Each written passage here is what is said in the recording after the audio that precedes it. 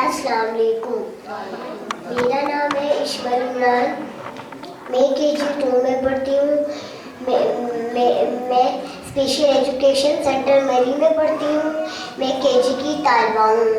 تمام دن میں زمین کا عالمی دن 22 اپریل کو منایا جاتا ہے، اور آج آپ کے سامنے اسی موضوع پر لب کشائی کی جسارت کروں گی۔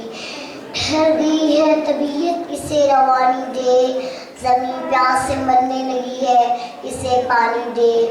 وہ سایہ ہے جس پر زندگی ہے، زمین میں وہ کی ضرورت بس ہے، ہوا، پانی اور خوراک وغیرہ۔ زمین کی حفاظت ہماری ذمہ داری ہے۔ اگر آپ زمین سے محبت کرتے ہیں تو پیدل چلنے کو ترجیح دیں۔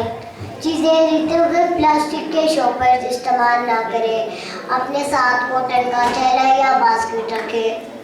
اپنے گھر، شہر اور ملک کو صاف رکھیں تاکہ ہماری زمین برباد نہ ہو سکے۔ میں ڈرتی ہوں، مجھے جینے دو، مجھے میرے حال میں جینے دو۔ میرا نام زمین، امین ہوں میں، سب نسلوں کی، سب فصلوں کی۔ میں ڈرتی ہوں، مجھے جینے دو۔ شکریہ۔